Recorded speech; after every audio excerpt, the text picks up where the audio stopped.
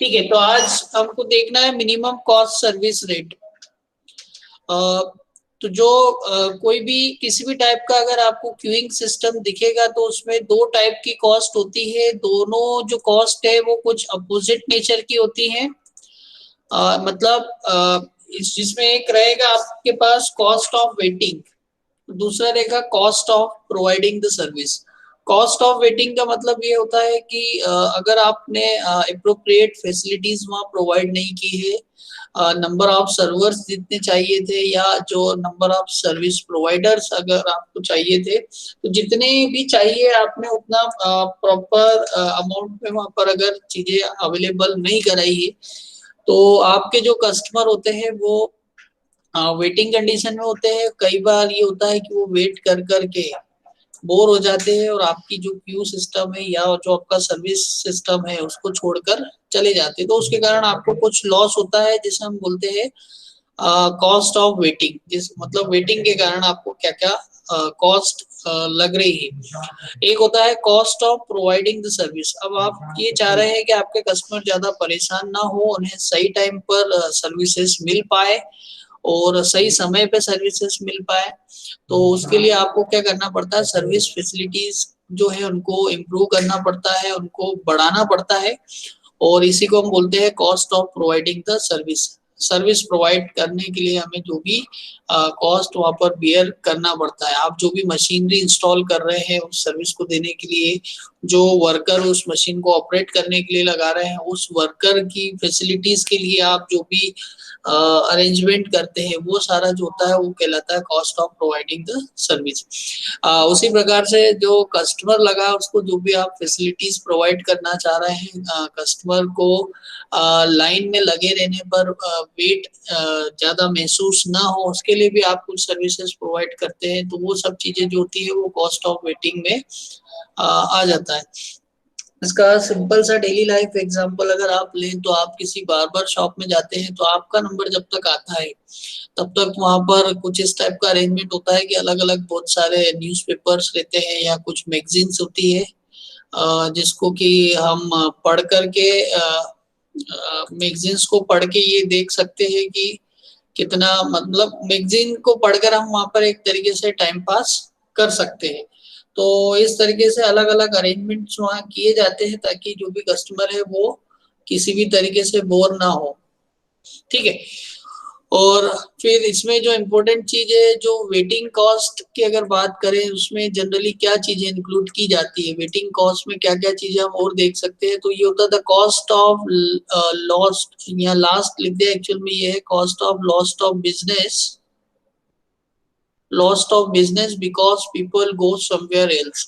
अब क्या होता है कि अगर आप सर्विस प्रोवाइड करने के लिए आपका जो कंपनी अगर वो सर्विस प्रोवाइड कर रही है और वो अगर सही समय पे वहाँ सर्विसेज प्रोवाइड नहीं कर पाती है, तो जो भी आपके कस्टमर्स है वो कोई और जगह चले जाते हैं, गो समवेयर एल्स, और उसके कारण आपका जो है बिजनेस का लॉस होता है, जिसे बोलते हैं हम lost of business because the customer goes somewhere else.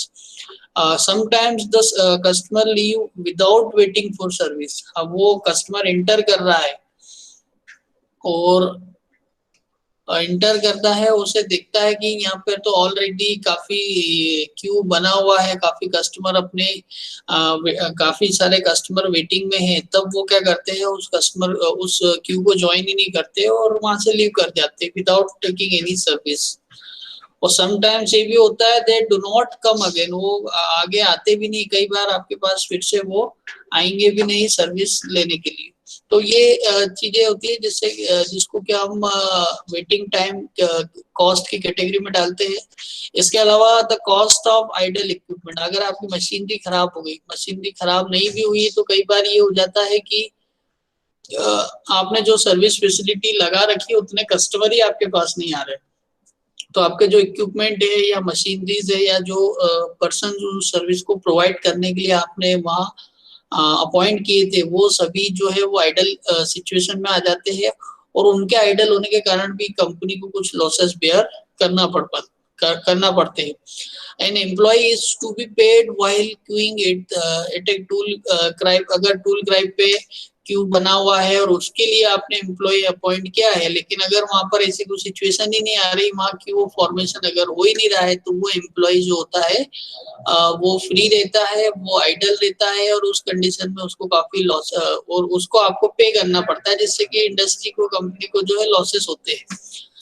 Break down machines awaits for repairs, आपकी मशीन खराब हो गई है, वो रिपेयरिंग अगर उसका जब तक नहीं होगा तब तक वो वर्किंग कंडीशन में नहीं आएंगी, और जब तक प्रॉपर अगर उसका मेंटेनेंस नहीं होता तब तक वो वर्किंग कंडीशन में नहीं आएंगी, आइडल पड़ी रहेगी।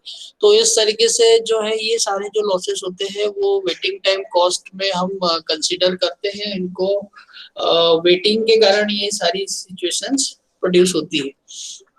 अगर इसमें हम देखें कि वेटिंग टाइम जो लॉसेस है उसको हम किस तरीके से मिनिमाइज कर सकते हैं, तो यहाँ पे दो चीजें, यहाँ पे जो सबसे इम्पोर्टेंट चीज है वो है the total expected system cost per our. Total expected system cost per our की बात करें तो वो दो चीजों से मिलके बना होता है। Expected waiting cost per our, मतलब आपको वेटिंग कॉस्ट कितना लगेगा पर आवर, अगर कहीं पे आपको वेटिंग की जरूरत पड़ जाती है, तो अगर या आपके कस्टमर को वेटिंग की जरूरत पड़ सकती है, तो उस सिचुएशन में कितना लॉस वहां पर होगा पर आवर्स में। और वैसे ही expected service cost per hour, service provided करने के लिए आपको कितना कॉस्ट लगेगा या सर्विसेज लेने के लिए कितना कॉस्ट पर आवर लगता है, तो वो कहलाता है expected service cost per our. तो अगर मैं बात करूं टोटल एक्सपेक्टेड सिस्टम कॉस्ट की, तो वो that is the sum of expected waiting cost plus expected service cost, and this is mostly calculated on the basis on per hour basis। तो ये per hour basis पर ही हम usually इसे calculate करते हैं। ठीक है, तो अगर ग्राफ की बात की जाए तो हमने ग्राफ पहले भी डिस्कस किया था। इसमें आपको ग्राफ में अलग अलग सिचुएशन दिख रही है। एक ये जो ग्राफ जाता हुआ दिख रहा है आपको ऊपर की तरफ, जिसका इंक्रीजिंग स्लोप टाइप का ग्राफ है, अपवर्ड इंक्रीजिंग हो रहा है, तो ये क्या शो कर रहा है, cost of providing the services per hour. आप सर्विसेज पे जितना ज्यादा कॉस्ट करेंगे आपकी कॉस्ट वैल्यू उतनी ज्यादा इंक्रीज होती जाएगी। लेकिन साथ साथ में जो आपका वेटिंग टाइम में जो कॉस्ट लग रहा था, वेटिंग टाइम के कारण जो आपका कस्टमर लॉसेस थे, वो कॉस्ट आपका डिक्रीज होते जाएगा। तो एक कर्व आपको डिक्रीजिंग टाइप का दिख रहा है नीचे की तरफ, जो कि ये शो कर रहा है कि आपका जो वेटिंग कॉस्ट है वो कम हो रहा है। पर अगर वेटिंग कॉस्ट आपको कम करना है तो आपको जो cost of providing the services है वो इंक्रीज करना पड़ेंगे।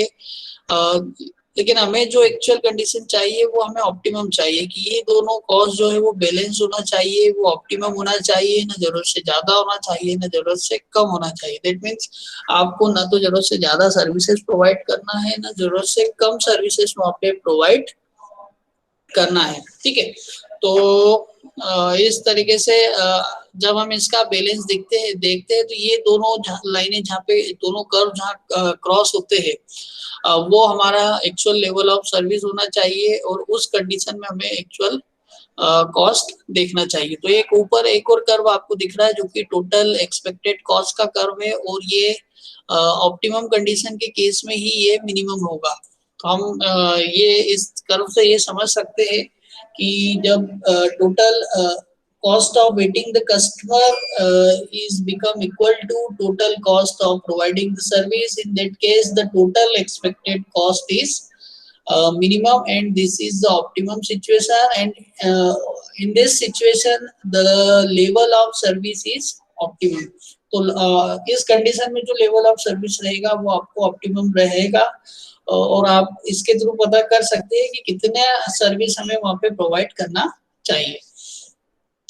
और अगर डेरिवेशन को हम आगे और देखते हैं तो इसमें जो expected waiting time cost per hour जो है, मतलब वेटिंग टाइम का जो कॉस्ट आपको पर आवर बियर करना पड़ रहा है वो किस कारण से होता है, वो दो चीजों के मल्टीपल के कारण होता है। एक होता है number of customer per hour into waiting time in the system पर कस्टमर। तो आपको देखना है कि आपके जो वेटिंग सिस्टम में number of customer per hour कितने आ रहे हैं और waiting time in the system कितना होता है पर आवर पर कस्टमर, और साथ साथ में आपको देखना पड़ेगा वेटिंग टाइम कॉस्ट कितनी लग रही है। तो आपको पता है नंबर ऑफ कस्टमर जो पर आवर होते हैं उसको हम लेमड़ा से डिनोट करते हैं, क्योंकि 1 अपॉन लेमड़ा जो होता है वो उसका टाइम रहता है, टाइम पीरियड बेसिस पे रहता है। तो यहाँ लेमड़ा हमने लिया है number of customers arriving per hour, जिसको कि हम अराइवल रेट भी बोलते हैं। Waiting time in the customer हमने फॉर्मूलेस देखे थे, उसके according waiting time in the customer को हम बोलते हैं 1/μ minus lambda. Waiting time cost, waiting time cost per hour जो आ रहा है इसको हम डिनोट कर रहे हैं CW से। जो W डिनोट कर रहा है यहाँ पे that is the indication of waiting time and C is the indication of cost. So CW is the waiting time cost per hour. अब इसी तरीके से आपको सर्विस प्रोवाइड करने के लिए भी कुछ कॉस्ट लग रहा है, that will be known as expected service cost per hour. expected service cost per hour, expected service cost per hour is the product of service rate and the service cost per hour. So service rate is denoted by mu and service cost per hour is taken by CF. ठीक है, C means cost and F is F denotes the service cost per hour। ठीक है, तो total अगर हम दोनों का सम ले तो जहां हमने इक्वेशन 1 दी थी इसको नाम फर्स्ट वाला हमारा EWC वैल्यू जो है वो इक्वेशन 1 हो सकता है, और ESC वैल्यू जो है इसको हम इक्वेशन नंबर 2 दे सकते हैं। इक्वेशन 1 और इक्वेशन 2 की जो वैल्यू है उसे हम तो बेसिक इक्वेशन हमने मानी थी TESC वाली जो वैल्यूज थी इसको हम let it is equation A। So equation 1 और इक्वेशन 2 की वैल्यू जो है इक्वेशन A में जब हम पुट करते हैं तो हमें इस टाइप से इक्वेशन मिलेगी TSC is equal to EWC plus ESC। ये जो भी वैल्यूज आ रही है हम इसको यहाँ राइट डाउन कर लेते हैं। अब हमारे लिए सवाल ये है कि जो कॉस्ट है वो सर्विस जो कॉस्ट सर्विस रेट है वो मिनिमम होना चाहिए।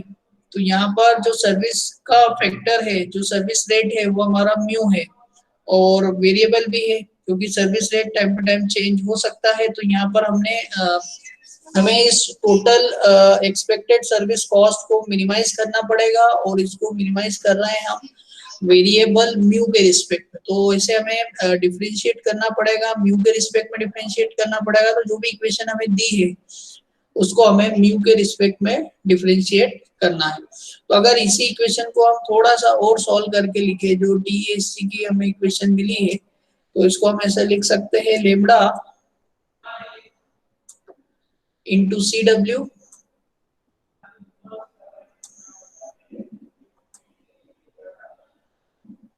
ठीक है, और जो म्यू माइनस लेमड़ा वाला फैक्टर जो अपॉन में था, जो डिनोमिनेटर में था, इसको हम ऊपर की तरफ लेके जाते हैं, न्यूमरेटर में लेके चलते हैं। तो वैल्यू आएगी mu minus lambda two the power -1। तो इस तरीके से इसको ले सकते हैं हम यहाँ पे। साथ में जो एक और फैक्टर है म्यू इंटू CF, उसकी वैल्यू को भी लिख लेते हैं हम म्यू इंटू CF। ठीक है, तो आपको म्यू के रिस्पेक्ट में डिफरेंशिएट करना है। तो लेमड़ा जो है वो कांस्टेंट है, CW कांस्टेंट है, तो लेमड़ा और CW को हमने कांस्टेंट छोड़ा। Mu minus lambda two the power -1 का जब हम डिफरेंशिएशन करते हैं तो -1 वैल्यू जो है वो आगे आ जाएंगे, तो माइनस साइन हमने आगे ले लिया है। और lambda mu minus lambda two the power -1 का डिफरेंशिएशन होगा lambda mu minus lambda two the power -2, और वो पावर -2 को जब हम नीचे लेके जाएंगे तो हो जाएगा mu minus lambda whole square. यहाँ पर म्यू का म्यू के रिस्पेक्ट में जब हम करेंगे डिफरेंशिएशन तो वो वैल्यू हो जाएगी 1। ठीक है, तो इस तरीके से आपको इक्वेशन मिल रही है, और जब इसको हम 0 से इक्वेट करेंगे तो हमें मिनिमम वैल्यू मिलेगी, या हम CF की वैल्यू इसको CF को सेपरेट ले आते हैं राइट हैंड साइड में, माइनस माइनस कैंसिल हो रहा है यहाँ पे, और म्यू माइनस लेमड़ा स्क्वायर की वैल्यू आ रही है CW into lambda upon C। लेकिन हमें म्यू की वैल्यू निकालना है, म्यू की वैल्यू निकालने के लिए हम इसको दोनों साइड स्क्वायर रूट लेंगे। स्क्वायर रूट लेने के बाद जब सॉल्व करते हैं तो म्यू की वैल्यू आ रही है। तो ये म्यू हमारे लिए जो है वो है मिनिमम सर्विस रेट, मतलब और वो सर्विस रेट जितना कि हमें वहां पे प्रोवाइड करना है, जिससे कि हमारा जो टोटल कॉस्ट है वो मिनिमाइज किया जा सके। तो ये टॉपिक आपका यहाँ पे खत्म होता है, जिससे हमने आज समझा है। इसका नाम है मिनिमम कॉस्ट सर्विस रेट। अब जो हमने फर्स्ट मॉडल हमारा देखा था, उस मॉडल के हम कुछ न्यूमेरिकल्स देखते हैं, जो कि ऑलरेडी मैंने आपको पहले बोर्ड पे करवाए थे, तो फिर से मैं इसको शॉर्ट में बता रहा हूँ जल्दी जल्दी से। So first question है, Petron arrives at a reception counter at an average inter arrival rate of 2 minutes. So जो कस्टमर आने का जो इंटर अराइवल रेट है वो 2 मिनट्स का है। Receptionist in duty takes an average of 1 minute per patron, और जितने भी रिसेप्शनिस्ट जो भी वहाँ अपॉइंट की गई है वो सर्विस देने के लिए 1 मिनट का टाइम लेती है। हमें क्या फाइंड करना है, what is the chance that a patron will straight away meet the receptionist. जैसे कोई कस्टमर आता है वो सीधा रिसेप्शनिस्ट के पास पहुंच सके, उसकी क्या प्रोबेबिलिटी है।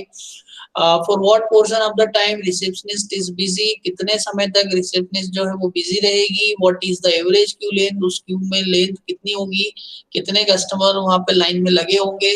What is the average number of patron in the system, कितने लोग उस पूरे सिस्टम में लाइन में लगे होंगे। दैट मींस एक बंदे का सर्विस चल रही होगी, बाकी पीछे उसके लाइन में लगे होंगे। What is the average waiting time of A patron, किसी भी पेट्रॉन को, किसी भी कस्टमर को कितना वहां पर वेट करना पड़ेगा। What average time A patron spends in the system, पूरे सिस्टम में अंदर इंटर करने से उस सिस्टम को लीव करने तक कितना वेट करना पड़ेगा वहाँ कस्टमर को। दूसरा है नेक्स्ट इसमें है, suppose the management want to keep a second receptionist, management चाहता है कि वो एक और रिसेप्शनिस्ट को अपॉइंट कर दे। When the average waiting time of the arrival exceeds 1.5 minutes, तो अगर एवरेज अराइवल टाइम 1.5 मिनट से ज्यादा होता है तो मैनेजमेंट ऐसा विचार कर रहा है कि वो एक और रिसेप्शनिस्ट को वहां अपॉइंट करे। तो आपको चेक करना है कि सेकंड रिसेप्शनिस्ट की जरूरत है या नहीं है। तो ये सारे क्वेश्चन इसमें कैलकुलेट करना है।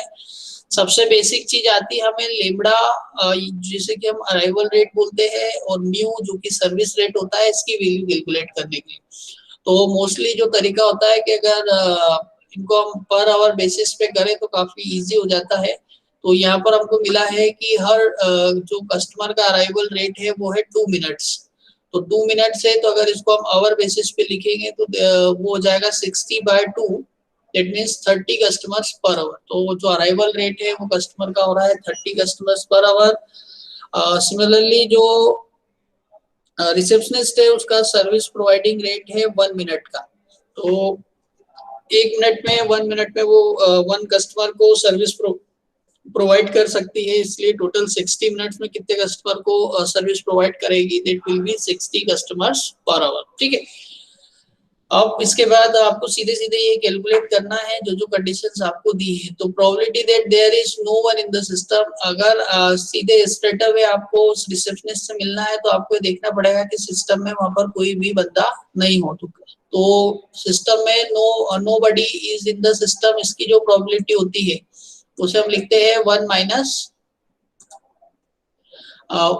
लेमड़ा बाय म्यू से। तो वैल्यू रखेंगे, लेमड़ा की वैल्यू 30 है, 60 है, इसको हम सॉल्व करेंगे तब वैल्यू आपके पास आएगी P0 की, जो कि हम ऑलरेडी सॉल्व कर चुके हैं क्वेश्चन, इसलिए मैं आपको जल्दी जल्दी से रिवाइज करा रहा हूँ। Probability that the receptionist is busy, busy होने की प्रोबेबिलिटी क्या है, देखिए बिजी और फ्री होने की जो दोनों की कंबाइंड प्रोबेबिलिटी होगी वो 1 होगी, इसलिए probability of busy will be equal to 1 minus probability of free, या 0 कस्टमर, तो होगा 1 माइनस P0। तो P0 आप ऑलरेडी निकाल चुके हैं, दैट इज 50%, उसको 1 में से माइनस करेंगे तो बिजी होने की प्रोबेबिलिटी आ जाएगी 50%। एवरेज क्यू लेंथ की बात करें तो ये फॉर्मूला आपको ध्यान रखना पड़ेगा यहाँ पर। Average queue length L is equal to lambda square upon mu into mu minus lambda, that will be equal to 30 square upon में 60, म्यू वैल्यू है 60 माइनस 30। जब रख के आप इसको सॉल्व कर रहे हैं तो ये आंसर आ रहा है इसका 1/2।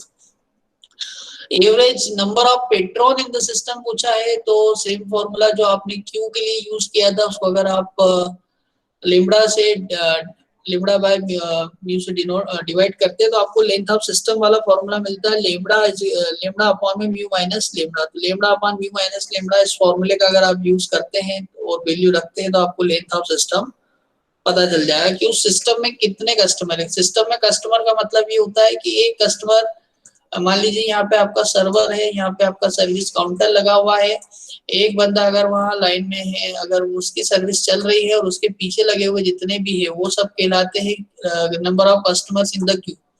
तो अगर इस डायग्राम को देखें आप तो number of customer in the Q जो है वो आपके लिए हो जाएंगे 3, और number of customer in the system की बात करें तो जिस बंदे की सर्विस चल रही है वो और जितने उसको लाइन में लगे वो सब मिला के number of customer in the system हो जाता है। Average waiting time of A patron, अगर क्यू में लगे लगे उसको कितना वेट करना है तो उसके लिए फॉर्मूला होगा lambda upon mu into mu minus lambda. Values रखेंगे तो वैल्यू आ रही है आपके पास 1 मिनट।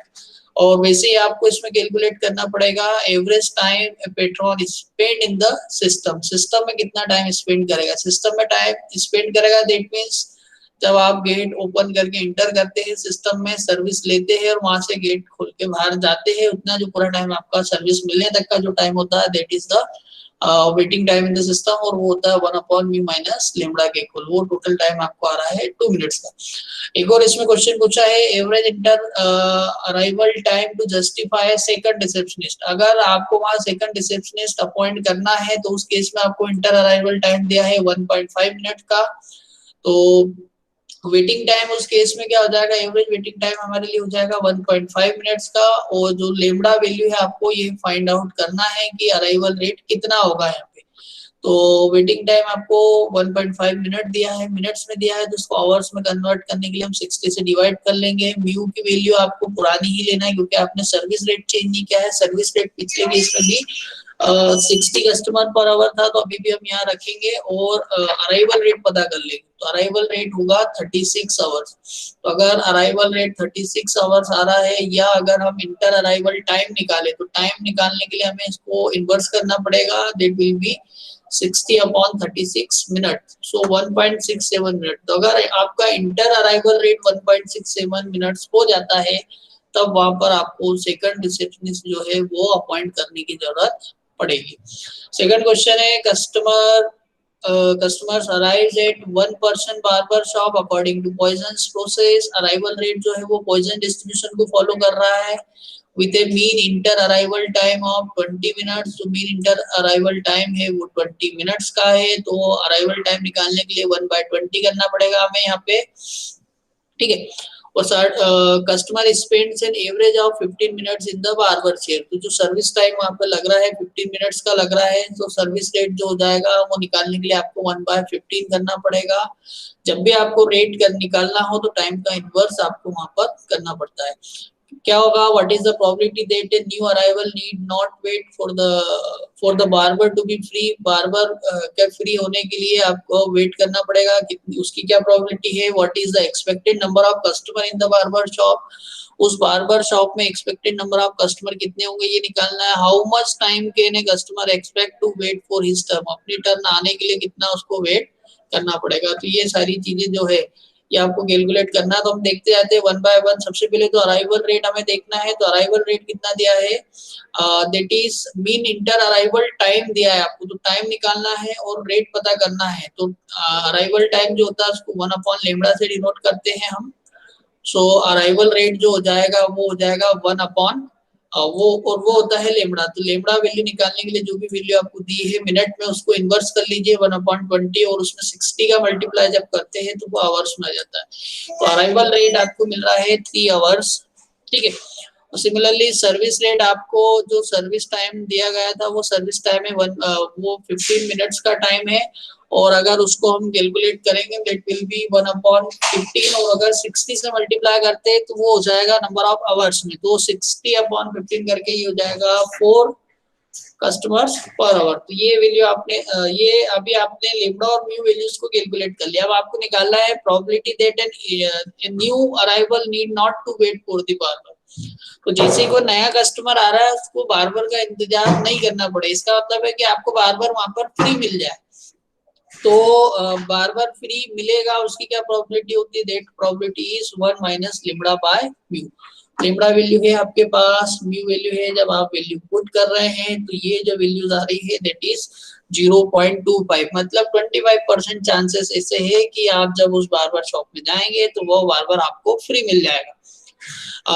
फ्री मतलब आइडल कंडीशन में बैठा हुआ मिलेगा। नेक्स्ट है बी है expected number of customers in the barber shop, barber shop में expected number of customer. Shop की बात की जाए तो उसे हम एक सिस्टम कंसीडर करते हैं। तो यहाँ पर हमें निकालना है system length of the system. Length of the system is given by lambda upon mu minus lambda, that will be equal to 3 upon 4 minus 3। Solve करने पे वैल्यू आती है 3। नेक्स्ट है सी क्वेश्चन जो हमसे पूछा है, इसमें the time the customer expect to wait for his turn. अब अपनी टर्न आने के लिए अगर वेट करना पड़ रहा है, दैट मींस वहां पर आपसे पूछा गया है waiting time in the Q. तो आपको क्यू में कितना वेट करना पड़ेगा, and that is given by the formula lambda upon mu into mu minus lambda. Lambda mu value जब हम पुट कर रहे हैं, दैट सो वैल्यू मिल रही है हमें 3/4 आवर्स, और अगर इसको हम 60 से मल्टीप्लाई करेंगे दैट विल गिव 45 मिनट्स। तो आपको आपकी बारी आने का इंतजार करना पड़ेगा ऑलमोस्ट 45 मिनट्स तक। The time customer expects to spend in the shop. अब आप कस्टमर को पूरा कितनी देर वहां पर वेट करना पड़ेगा, मतलब कितना टाइम उस पूरी शॉप में स्पेंड करना पड़ेगा। तो जो बार्बर है वो 15 मिनट्स में आपको सर्विस दे सकता है। 45 मिनट आपको पहले ही वेट करना पड़ रहा है आपकी सर्विस के लिए, तो आपको टोटल कितना टाइम वहां पर स्पेंड करना पड़ेगा, 60 मिनट्स का टाइम। अदरवाइज आप डायरेक्ट फॉर्मूले का यूज कर सकते हैं, waiting time in the system is equal to 1 upon mu minus lambda. Value जब रखेंगे तो ये आ रही वैल्यू 1 आवर, मिनट में देखी जाए तो वैल्यू हो जाएगी 60 मिनट। ई वाले पोर्शन में हमसे कुछ पूछा है, इन्होंने क्या पूछा है, management will put another chair and hire another barber when the customers average time in the shop exceeds 1.25 hour. तो अगर कस्टमर का एक्सपेक्टेड वेटिंग टाइम 1.25 आवर्स से ज्यादा हो जाता है, तब मैनेजमेंट ऐसा सोच रहा है कि वो एक और चेयर वहां पर इंस्टॉल करे और एक और बार्बर को वहां पर अपॉइंट करे। So how much must the average rate of arrival increases to warrant a second barber. Second barber को अपॉइंट करने के लिए कितना एवरेज रेट वहां पर बढ़ना चाहिए, ये पता करना है। तो इस केस में आपको वेटिंग टाइम दिया हुआ है, एवरेज वेटिंग टाइम दिया 1.25 आवर्स, सर्विस रेट आपका चेंज नहीं किया है, आपको अराइवल रेट की वैल्यू फाइंड आउट करना है। तो waiting time in the Q दिया हुआ है 1.25। तो पता है waiting time in the queue का जो फॉर्मूला होगा वो आपको यहाँ पर यूज करना है। Waiting time in the queue is equal to, formula होता है lambda upon mu into mu minus lambda. Lambda upon mu into mu minus lambda. आप यहाँ पर देख लेंगे, फॉर्मूला आपके पास लिखा हुआ है, आप लिख लीजिएगा उसको, म्यू माइनस लैम्डा करके आप इसको सॉल्व कर सकते हैं। अब क्या हुआ है कि आपकी जो म्यू वैल्यू है, सर्विस रेट में कोई चेंज नहीं आया है, तो सर्विस रेट आप सेम रखेंगे। फॉर लेमड़ा वैल्यू आपको फाइंड आउट करना है कि लेमड़ा कितना है, तो लेमड़ा मतलब अराइवल रेट कितना होना चाहिए, वो इस वैल्यू में हम रख के निकाल सकते हो। और वेटिंग टाइम आपको आवर्स में ही दिया है, और म्यू भी जो है वो आप आवर्स बेसिस पे कैलकुलेट कर रहे हैं, तो आपका जो लेमड़ा वैल्यू रहेगी arrival rate, that will B 3.33। ये भी आवर्स में ही आपको मिल जाएगा। Arrival at a telephone booth are considered to be poisons with an average time of 10 minutes between one arrival and the next arrival। कोई telephone booth है जहाँ पे customer का अराइवल जो है वो एवरेज टाइम दिया हुआ है, अराइवल टाइम दिया है 10 मिनट्स का। तो जब भी आपको टाइम दिया हो, आपको अराइवल रेट निकालना हो, तो हम इसका इनवर्स करते हैं, और अगर मिनट्स में है, आवर्स में लाना है, तो 60 से मल्टीप्लाई कर लेते हैं, तो आपका अराइवल रेट हो जाएगा 60/10, दैट मींस 6 आवर्स। नेक्स्ट है the length of the phone call is assumed to be distributed exponentially. जो लेंथ बन रही है वो एक्सपोनेंशियल सिस्टम को फॉलो कर रही है, एक्सपोनेंशियल डिस्ट्रीब्यूशन को फॉलो कर रही है, जिसका मीन दे रखा है आपको 3 मिनट्स। तो जो आपको सर्विस रेट आप दे रहे हैं, वहां पर जो सर्विस प्रोवाइड की जा रही है वो एक्सपोनेंशियल बेसिस पे है, और उसका जो एवरेज सर्विस टाइम दिया है वो 3 मिनट दिया है। फिर से टाइम को अगर आपको सर्विस रेट में कन्वर्ट करना है, तो उसका इनवर्स करना पड़ेगा, और उसको मिनट को आवर्स में लाने के लिए 60 से मल्टीप्लाई करना होगा, तो that will be equal to 20 per hours. अब फाइंड आउट क्या करना है, what is the probability that a person arriving at the booth will have to wait. आपको ये चेक करना है कि जो भी बूथ पे आया उसको कितना वेट करना पड़ेगा। तो वेटिंग टाइम प्रोबेबिलिटी आपको निकालना पड़ेगी, जिसको हम बोलते हैं प्रोबेबिलिटी ऑफ वेटिंग, या सर्वर जो है वो बिजी मिलेगा आपको। तो सर्वर के बिजी होने की प्रोबेबिलिटी होती है PV8, that is equal to 1 minus P0, और वो उसका फॉर्मूला बनता है लेमड़ा बाय म्यू। तो आप लेमड़ा और म्यू वैल्यू जब पुट करते हैं तो आपको वैल्यू मिल रही है वहां पर 0.33। 30। ठीक है, अब ये वैल्यू जो आ रही है आवर्स बेसिस पे आ रही है, क्योंकि आपने जो जो वैल्यूज रखी है वो आवर बेसिस पे ही रखी है। सॉरी, ये प्रोबेबिलिटी आपको परसेंटेज में मिलेगी। 30% केसेस में ऐसा होगा कि आपको सर्वर जो है वो बिजी मिलेगा।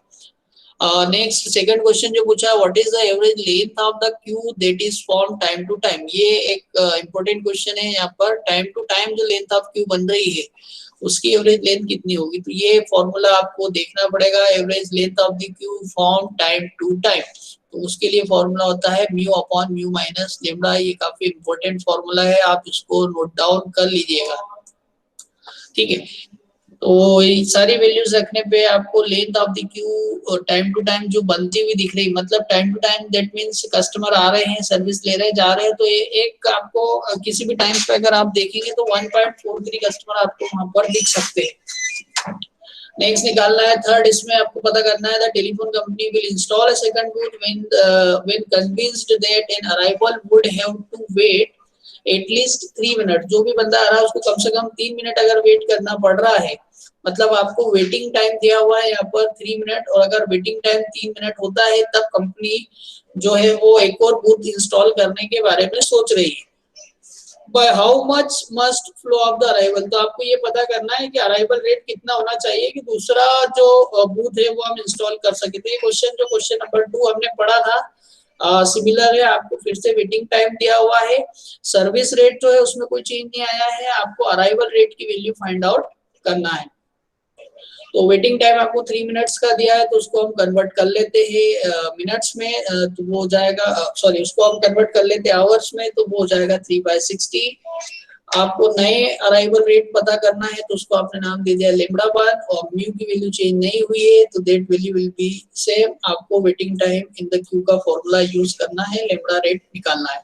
अब अगर इंक्रीज फ्लो रेट की बात करें कि कितना अराइवल रेट में चेंज आया है, तो आपने जो अभी लेमडा कैलकुलेट किया है लेमडा 1 दैट इज 10 आवर्स, और जो पहले आप लेमडा जो अराइवल रेट था पिछले केस में वो था आपका 6, तो 10 - 6 करेंगे तो 4 पर आवर। तो अगर आपका अराइवल रेट में 4 कस्टमर पर आवर इंक्रीमेंट हो जाता है तो आपको वहां पर सेकंड बूथ इंस्टॉल करना चाहिए, अदरवाइज आपको बूथ इंस्टॉल करने की कोई जरूरत नहीं है।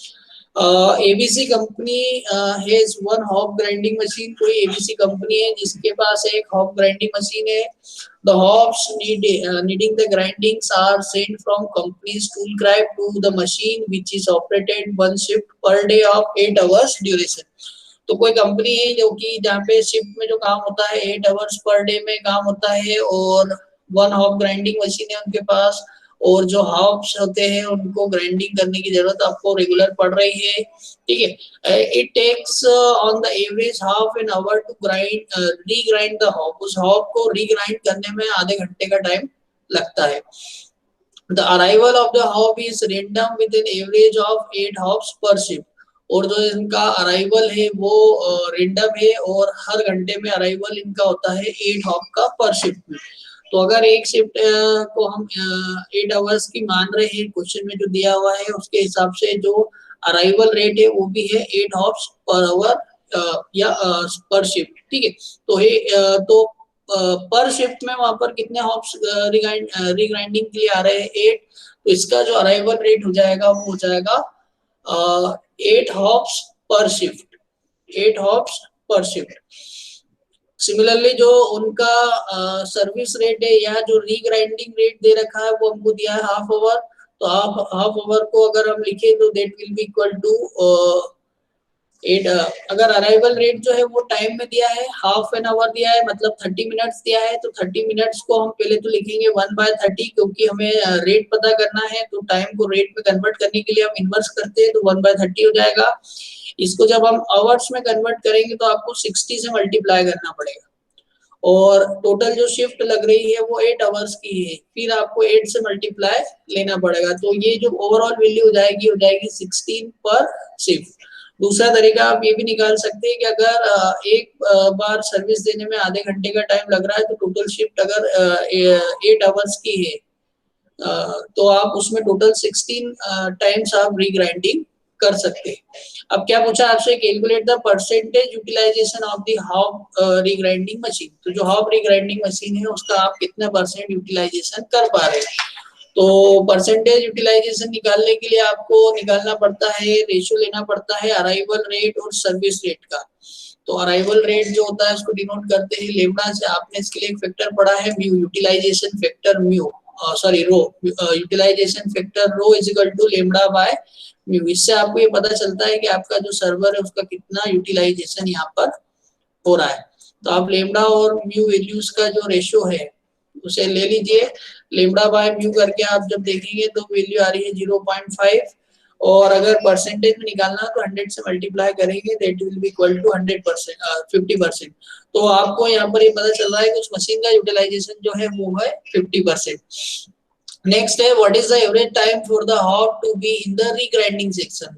तो रीग्राइंडिंग सेक्शन में कितनी देर तक उस हॉप को रहना पड़ेगा, तो हॉप को कितना देना पड़ेगा वो उसके लिए हो जाएगा सिस्टम। जो रीग्राइंडिंग सेक्शन है वो वहां पर हो गया है सिस्टम, और एवरेज टाइम आपको हॉप को वहां कितना स्पेंड करना पड़ेगा तो वो हो जाएगा waiting time in the system. तो आपको यहाँ पे फाइंड आउट करना पड़ेगा waiting time in the system for the hop.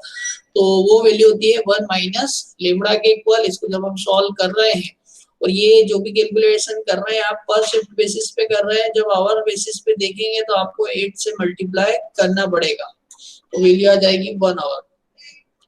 Next है the management is prepare to recruit another grinder. Management चाहता है कि वो एक और ग्राइंडर को अपॉइंट कर दे वहां पर। when the grinding operator को अपॉइंट कर दे when the utilization of the machine increases to 80%। जब उस मशीन का यूटिलाइजेशन कितना हो जाए 80% हो जाए। अभी आपको जो मशीन मिली है उसका यूटिलाइजेशन है 50%, और अगर मशीन का यूटिलाइजेशन 80% हो जाए तो मैनेजमेंट ऐसा सोच रहा है कि वो एक और वर्कर को वहां पर, एक और ऑपरेटर को वहां पर अपॉइंट कर दे। तो उस केस में आपको ये पता करना है then in that case what will be the arrival rate. उस केस में अराइवल रेट कितना होगा आपको ये पता करना है। तो अराइवल रेट पता करने के लिए आप नया जो अराइवल रेट है उसको मान लीजिए लेमडा डैश, आपका नया यूटिलाइजेशन फैक्टर जो है वो हो जाएगा पीवी डैश या रो डैश, और जो अराइवल और जो आपका जो सर्विस रेट है म्यू जो है वो तो कांस्टेंट ही है क्योंकि उसमें कोई चेंज नहीं हो रहा है। तो आप यहाँ से निकाल सकते हैं lambda dash is equal to mu into PV dash या म्यू इंटू रो। तो इससे आप मल्टीप्लाई करके निकाल रहे हैं तो वो आपकी वैल्यू आ रही है 12.8 पर शिफ्ट। तो आपको इससे ये पता लग रहा है कि अगर अराइवल रेट आपका 12.8 हॉप्स पर शिफ्ट हो जाता है तो आपको एक नया वर्कर जो है वो अपॉइंट करना पड़ेगा। उस कंडीशन में आपका जो मशीन का यूटिलाइजेशन फैक्टर होगा वो 80% हो जाएगा। ठीक है, नेक्स्ट एक और क्वेश्चन है the machines in the production shop break down at an average of 2 per our. तो मशीन किसी प्रोडक्शन शॉप की मशीन है उसमें जो ब्रेक डाउन हो रहा है वो एक एवरेज रेट से हो रहा है, और दैट इज 2 पर आवर। हर 2 घंटे में एक मशीन का ब्रेक डाउन वहां पर हो रहा है। The non-productive time any machine cost ₹30 per hour। अगर नॉन प्रोडक्टिव मशीन का अगर ब्रेक डाउन हो गया है तो उस कंडीशन में मशीन नॉन प्रोडक्टिव कंडीशन में आ जाएगी, वो किसी भी तरीके से कोई वर्क परफॉर्म नहीं करेगी। तो उस केस में पर आवर उससे कितना लॉस हो रहा है, हमें ₹30 का लॉस हो रहा है। ये the cost of the repayment is ₹50। उस मशीन को सुधरवाने का जो कॉस्ट आ रहा है दैट इज ₹50 पर आवर। हर घंटे में उसके अगर सुधरवा लिया जाता है, अगर जो वर्कर उसे सुधार रहा है वो अगर ₹50 चार्ज करता है पर आवर्स के लिए, and the repair rate is 3 per hour. वो रिपेयर रेट कितना है 3 पर आवर। एक घंटे में जो वर्कर है वो 3 मशीन को रिपेयर कर सकता है। तो कैलकुलेट क्या करना है, हमें कैलकुलेट करना है number of machines not working at any point of time. मतलब उस टाइम पे टोटल कितनी मशीन्स जो है वो वर्क नहीं कर रही है। अब कितनी मशीन वर्क नहीं कर रही है तो इसका मतलब होगा कि जो मशीन का वर्क चल रहा है वो रिपेयरिंग में जो मशीन चल रही वो, और उसके बाद जितनी भी मशीन लाइन में लगी हुई है अपनी बारी आने के लिए, उन सभी को हम कंबाइंडली देखेंगे। तो इसमें हमें देखना है length of the system find out करना पड़ेगा, लेंथ ऑफ द सिस्टम। तो लेंथ ऑफ द सिस्टम निकालना है फर्स्ट केस में आपको। सेकंड निकालना है every time the machine is waiting for the repayment. मतलब उसमें वेटिंग टाइम आपको निकालना है मशीन का रिपेयरिंग के पहले। तो आपको सेकंड केस में waiting time in the Q find out करना पड़ेगा। थर्ड निकालना है cost of non productive time of the machine operator. Machine operator अगर नॉन प्रोडक्टिव कंडीशन में बैठा है तो उस कंडीशन में आपको कितना कॉस्ट बेयर करना पड़ रहा है। फोर्थ निकालना expected cost of the system per hour, और उस पूरे सिस्टम में आपको एक्सपेक्टेड कॉस्ट कितना लग रहा है। तो वन बाय वन हम इसको देखते हैं। लेमड़ा वैल्यू आपको 2 दे रखी है पर आवर बेसिस पे। ऑपरेटर 1 घंटे में 3 मशीन को सुधार सकता है, that is service rate is 3 per hour, and the number of machines not working at any point of time will be equal to the sum of the number of machines waiting for the repairman and the number of machine being repaired। जिन machine की repairing चल रही है वो, और जो machine waiting कर रही है रिपेयरिंग के इंतजार में, तो उन सभी का जो दोनों का सम होगा that will be equal to the length of the system. Ultimately आपको इसमें लेंथ ऑफ द सिस्टम निकालना है, जो कि फॉर्मूला होता है lambda upon mu minus lambda से, और फॉर्मूला लगा के आप देख सकते हैं कि 2 मशीन हमेशा उस सिस्टम में आपको रखी हुई दिखेंगी।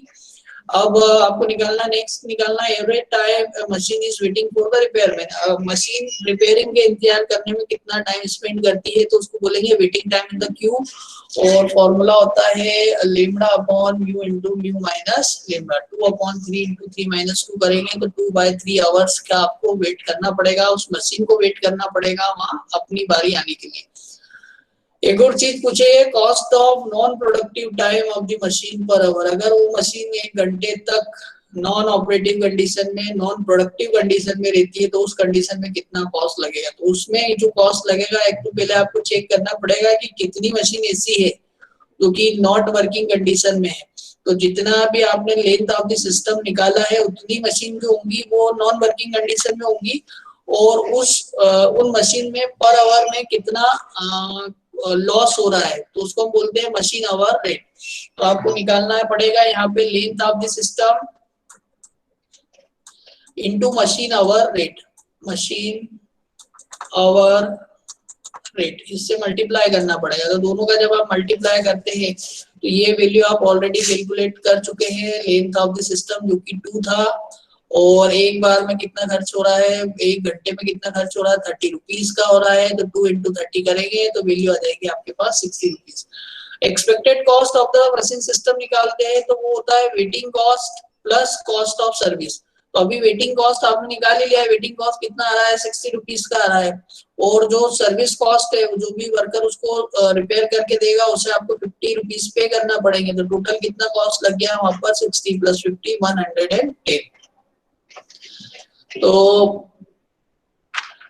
नेक्स्ट क्वेश्चन है इसमें, the machines in a production shop break down at an average of 2 hours. तो यहाँ पे मशीन का ब्रेक डाउन जो दिया हुआ है या मशीन का रिपेयरिंग के लिए अराइवल रेट जो दिया हुआ है वो है 2 आवर्स का, अराइवल टाइम दिया है 2 आवर्स का। द ब्रेक डाउन में be consider to be random, break down जो है वो रेंडमली हो रहा है, इसका कोई पैटर्न नहीं है different.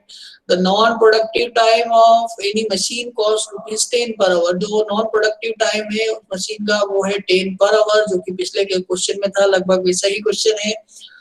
If the repairman charges ₹15 पर मशीन, अगर रिपेयरमैन जो है, जो वर्कर जो रिपेयरिंग करके देगा वो अगर 15 रुपीस का चार्ज करता है पर मशीन पे, then what will be the minimum cost service rate for the mechanic. Minimum service cost rate उस मैकेनिक के लिए क्या होगा ये फाइंड करना है। तो हमने जो मिनिमम सर्विस कॉस्ट रेट का डेरिवेशन किया था, म्यू का जो फॉर्मूला निकाला था वो हमें यहाँ पे अप्लाई करना पड़ेगा। सेकंड क्वेश्चन में हमसे पूछा है, if the service rate of और mechanic is 2.5 machines per hour, then find number 1 system cost per hour, probability that the machine will have to wait for more than half an hour, and third find out करना है probability that a machine will take। तो हम one by one ये सारे question लेते जाते हैं, इसे देखते हैं। आपको जो नॉन वर्किंग कॉस्ट दिया है वो 10 पर आवर दिया है, सर्विस कॉस्ट जो है वो 15 पर मशीन दिया हुआ है। मिनिमम सर्विस रेट पूछा है फर्स्ट क्वेश्चन में हमसे, तो मिनिमम सर्विस रेट होता है mu equal to lambda plus minus under root lambda into CW by CF। अब यहाँ पे हम यूजुअली प्लस साइन का ही यूज करेंगे क्योंकि वहां पर कॉस्ट आपको इनकर्ड होगा वो पॉजिटिव कॉस्ट ही देगा। अगर सारी वैल्यूज रखने पर हम वैल्यू फाइंड आउट करते हैं तो कुछ वैल्यू आ रही है 3.155 वैल्यू आपको यहाँ पर मिल जाएगी। नेक्स्ट है टोटल एक्सपेक्टेड सर्विस कॉस्ट। तो टोटल एक्सपेक्टेड सर्विस कॉस्ट जो होता है आपका वो कॉस्ट ऑफ आइडल और कॉस्ट ऑफ सर्विस दोनों का मिलके बनता है। तो ये वैल्यू भी हम, ये फॉर्मूला भी हमने पढ़ा हुआ है डेरिवेशन में। वैल्यूज पुट करके हम यहाँ पे वैल्यूज फाइंड आउट कर सकते हैं। ठीक है, नेक्स्ट जो सेकंड क्वेश्चन है इसमें काफी इंपॉर्टेंट है, वो पूछा है probability that a machine will have to wait for more than half an hour. ये बहुत इंपॉर्टेंट वर्ड है इसमें, more than half an hour before repairing start. Before repairing start मतलब वेटिंग टाइम करना पड़ेगा आधे घंटे से ज्यादा। तो इसकी कितनी प्रोबेबिलिटी, तो इसके लिए जब भी इस टाइप से प्रोबेबिलिटी पूछी जाती है आपसे वेटिंग टाइम की, तो probability of waiting time more than 0.5 hours, इसके लिए आपको ये स्पेशल फॉर्मूला एक ध्यान रखना पड़ेगा। बिना इस फॉर्मूले के आप इसको फाइंड आउट नहीं कर पाएंगे। तो फॉर्मूला है 1 minus lambda by mu into lambda e to the power minus of mu minus lambda into t. तो इस तरीके से आप इसको फाइंड आउट कर सकते हैं। बेसिक जो फॉर्मूला होता है वो 0 टू इन्फिनिटी के लिए होता है, लेकिन यहाँ पे आपसे जो पूछा है वो 0.5 आवर्स के लिए पूछा है, 30 मिनट्स के लिए पूछा है, इसलिए आप यहाँ वैल्यू लेंगे 0.5। ठीक है, तो जब आप वैल्यू रखते हैं यहाँ पर, वैल्यूज को रख के जब आप यहाँ सॉल्व करते हैं तो आपको इंटीग्रेशन करना है यहाँ पे। तो इंटीग्रेशन में आप ये ध्यान रखिए कि जो लेमडा बाय म्यू वाली वैल्यू है, म्यू माइनस लेमडा है, ये कांस्टेंट है, ये वैल्यू बाहर निकल जाएगी इंटीग्रेशन के। ई टू द पावर, जिस टाइप से आप ई की पावर -2x का करते हैं इंटीग्रेशन, वैसे ही आपको करना है। ई टू द पावर -2x अगर वैल्यू होती मान लीजिए यहाँ पे, या e to the power -x value होती, तो आप क्या करते हैं e की पावर -2x का इंटीग्रेशन जब लेते हैं x के रिस्पेक्ट में, तो वो आता है e की पावर -2x,